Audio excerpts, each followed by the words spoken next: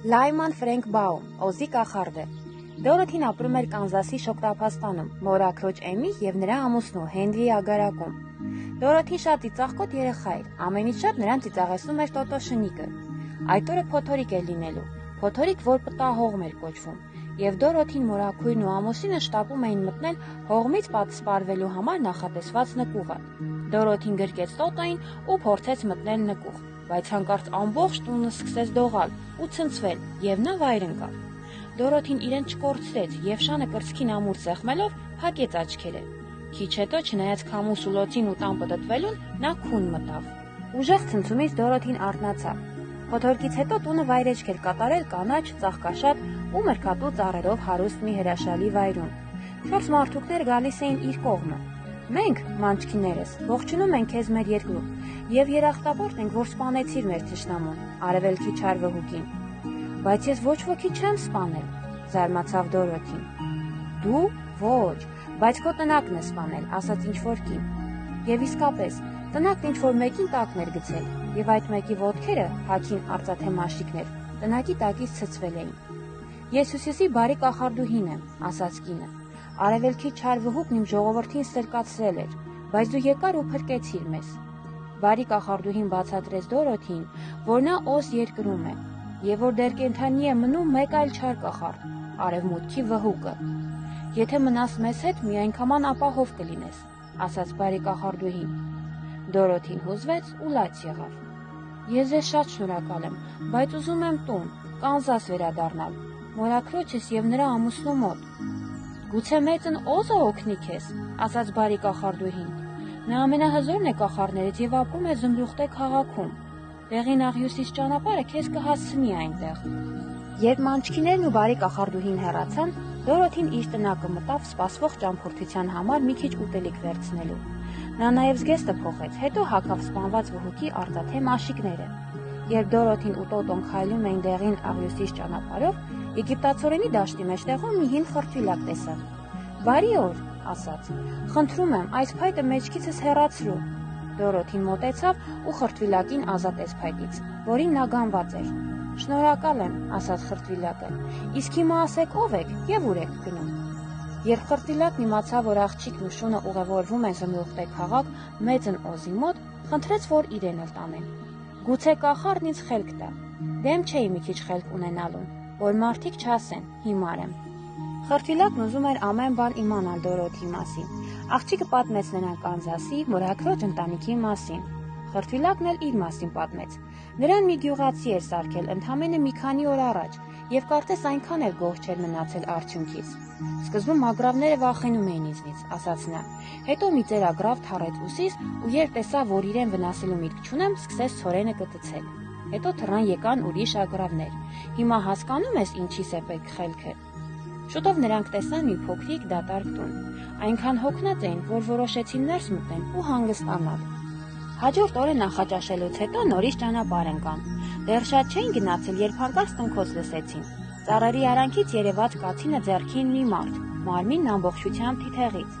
Մի ամբողջ տարի այս վիճակում եմ, բայց ոչ ոք ինձ չի լսում, կերկերուն ձայնով տրտնջաց թիթեղյա փայտահայտը։ Հոդերս ամբողջովին ժանգոտել են։ Երբ փայտահատն իմացավ մեր ճանապարհորդներն ուր են գնում, որոշեց ինքն էլ ընկերանալ նրանց։ Կախարդին կխնդրեմ, որ ինձ սիրտ տա, ասաց նա։ Ժամանակին ինքն էլ իսկական մարդ էր եւ սիրահարվել էր մանչքիներից մեկին։ Աղջկա մայրը դեմ էր նրանց միությանն ու խնդրել էր արևելքի չար վհուկին խեղճի մարմինը թիթեղ դարձնել ու սիրտը հանել։ Եվ նրանք 4-ով քայլեցին դեպի Զմրուխտե քաղաքը։ Հանկարծ ծառերի հետևից սարսափելի մռնչոց լսվեց, եւ ճանապարհին երևաց մի հսկա առյուծ։ Երբ Տոտոն բարձր հաչելով նետվեց առյուծի վրա, Սաբերանը բացեց, որ կծի շանը։ Չհամարձակվեց շանը զերծ տալ, գոչեց Դորոթին, հարվածելով առյուծի մռութին։ Ինչպես չես ամաչում հարձակվում ես փոքրիկ շան վրա, իսկ ինքդ հսկա մարմնով վախկոտի մեկն ես։ Իրավացի ես, ես գիտեմ, երբ մռնչում եմ, բոլորը վախենում են։ Եթե մեկը սիրտ անի ինձ հետ կռվել, իսկույն փախուստի կդիմեմ։ Երբ իմացավ մեր ճամփորդներ դուր են գնում, խնդրեց, որ իրեն էլ տանեն։ Եթե կախարդը կարող է խրտվիլակին խելք տալ, թիթեղյա մարդուն սիրտ, գուցե ինձ էլ մի քիչ համարձակություն պարգևի։ Այդ գիշեր Դորոթին ու իր ընկերները մնացին անտառում, Աղջկա մոտ եղած ամբողջ հացը սպառվել էր, ընթրիքի համար ոչինչ չէր մնացել։ Այդ ժամանակ խրտվիլակն անտառից ընկույր ժողովեց եւ բոլորը կուշտ ընթրեցին։ Հաջորդ օրը ճանապարհորդները հասան անտառի ամենախոր ու մթին մասին։ Այստեղ քալիդաներն են բնակում, մրմնջաց առյուծը, սարսափելի գազաններ են։ Հասնելով լայն ու խոր մի ձորակի ստիպված կանգ առան, հարկավոր էր ձորակի մյուս կողմն անցնել։ Թող փայտահատը ծառը կտրի, եւ մենք ձորակի վրայով կամուրջ կկապենք, ասաց խրտվիլակը։ Կամուրջը պատրաստ էր, դեռ նոր էին վրան բարձրացել, երբ բարձր գռմռոց լսվեց։ Բոլորն առաջ նետվեցին, Քալիդան սլացավ նրանց հետևից։ Երբ արդեն ձորակի մյուս կողմում էին, խրտվիլակը փայտահատին խնդրեց կամուրջը քանդել։ Հաջորդ առավոտյան ճանապարհորդները հասան անտառի եզրով հոսող մի լայն գետի։ Գետափով վերադառնալիս պետք է անցնեին կարմիր կակաչների մոտով։ Ախ, ինչ գեղեցիկ են, ասաց Դորոթին, շնչելով կակաչների թունդ բույրը, եւ այնպես շշմեց, որ պառկեց ու տեղնուտեղը քնեց։ Քնեց նաեւ Տոտոն, մի փոքր անց քնեց առյուծը։ Փայտահատն ու խրտվիլակը հոտառություն չունեին եւ մնացին արթուն։ Այս կակաչները թունավոր են, առյուծը շատ ծանր էր, տեղից շարժել անգամ չկարողացան, բայց Դորոթին ու Շանը ծաղիկներից հեռու տարան, հուսալով, որ սառն օդից կարթնանա։ Մինչ Դորոթին եւ Շանն ուշքի էին բերում, Փայտահատն ու խրտվիլակը տեսան, թե ինչպես էր մի վայրի կատու ընկել փոքրիկ գորշ դաշտամական հետևից։ Փայտահատը խղճաց մկնիկին ու կացնով սպառնալով քշեց կատվին։ Դաշտամուկը շատ շնորհակալ եղավ։ Փայտահատն ու խրտվիլակը խնդրեցին, որ մկներն օգնեն իրենց փրկել կակաչների դաշտում դեռ քնած առյուծին։ Փայտահատը մի քիչ փայտ կտրեց, որ սայլակ շինի, իսկ մկները պարանի կտորներ բերեցին։ Մի կերպ առյուծին սայլը բարձրացին։ Փայտահատն ու խրտվիլակը հրում էին, իսկ մկները քաշում էին սայլը։ Առյուծին վերջապես բերեցին Դորոթիի մոտ։ Երբ Դորոթին ու ընկերները կրկին ճամփա ընկան, նկատեցին, որ դեղին աղյուսից ճանապարհի մոտ գտնվող բոլոր տները կանաչ էին ներկված։ Շուտով հասան զմրուխտե քաղաքի պարիսպներին։ Ոտքից գլուխ կանաչ հագած մի մարդու պահակիր կանգնել։ Չեմ հիշում, որ որևէ մեկը հանդգներ գալ մեծն օզին տեսնելու, ասաց նա, բայց քանի որ ես եմ նրա դարպասների պաղապանը, ձեզ ներս կտանեմ։ Մարդուկը բոլորին կանաչ ոսպնյակներով ակնոցներ բաժանեց։ Պետք է օր ու գիշեր կրեք դրանք, զգուշացեց նա, թե չէ պայծառ լույսից կկուրանաք։ Դորոթին նրա ընկերները պահակի հետևից քայլեցին դեպի կախարդի ապարանքը։ Ես օզն եմ, մեծն սարսափելի օզը, լսվեց բամբ ձայն։ Ով եք դուք եւ ինչու եք ցանկանում ինձ տեսնել։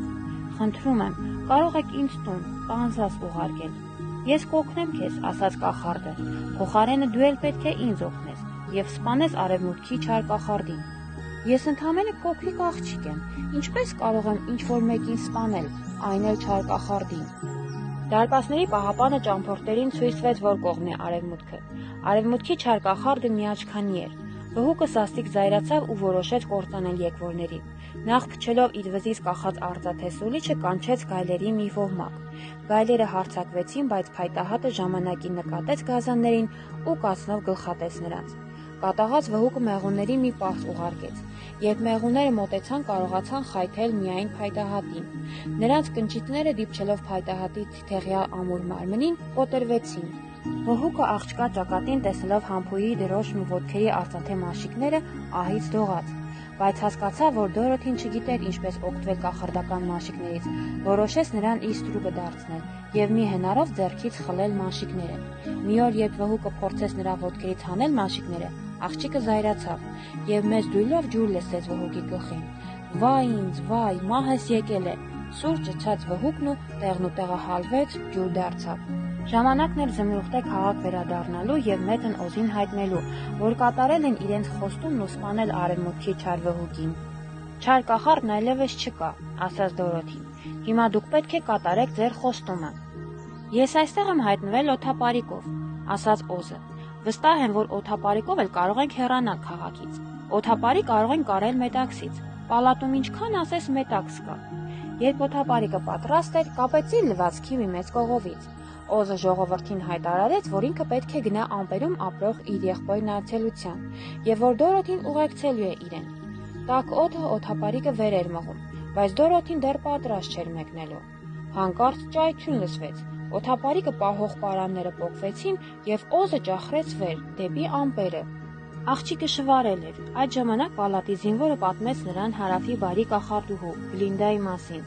եւ Դորոթին ընկերների հետ ճանապարհ ընկավ դեպի հարավ։ Մոտենալով մի տան ճանապարհորդները թակեցին դուռը։ Տանտիրուհին նրանց ներս հրավիրեց եւ բացատրեց ինչպես հասնեն Գլինդայի դղյակը։ Գլինդան անմիջապես նկատեց օտարականներին։ «Ինչով կարող եմ օգնել քեզ», հարցրեց նա Դորոթին։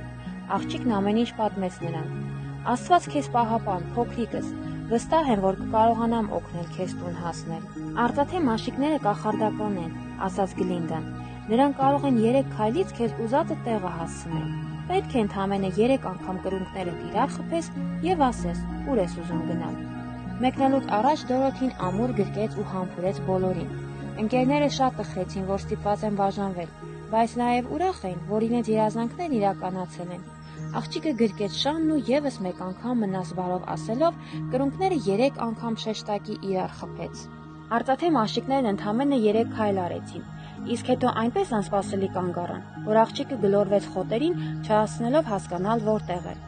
Հին տունը հողմը թրթրել տարել էր, բայց փոխարենը մորաքրոջ ամուսինը նորն էր կառուցել։ Հենց այդ ժամանակ տնից դուրս եկավ մորաքույր Էմը։ Երբ նա քրոջ դստերը տեսավ, ձեռքից վայր գցեց ցնցուղն ու ձեռքերը լայն բացած վազեց դեպի աղջիկը։ «Իմ անգին բալիկ, այս որտեղից հայտնվեցիր»։ «Օզի երկրից, մորաքույր», հպարտ պատասխանեց աղջիկը։ «Եվ այնքան ուրախ եմ, որ կրկին վերադարձել եմ տուն»։